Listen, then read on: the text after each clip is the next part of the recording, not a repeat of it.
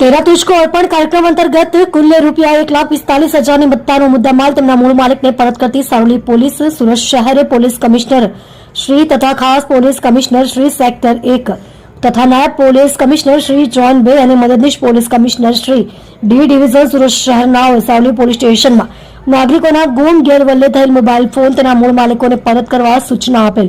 જે અંતર્ગત તેરા તુझको અર્પણ કાર્યક્રમનું આજરોજ સારોલી પોલીસ સ્ટેશન ખાતે આયોજન કરવામાં આવેલ હતું।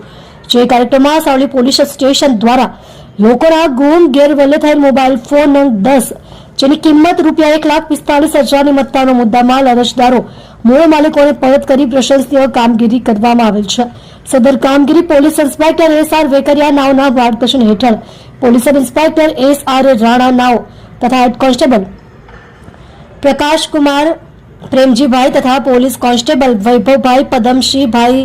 નાઓએ ટીમ વર્કથી પ્રશંસનીય કામગીરી કરેલ છે।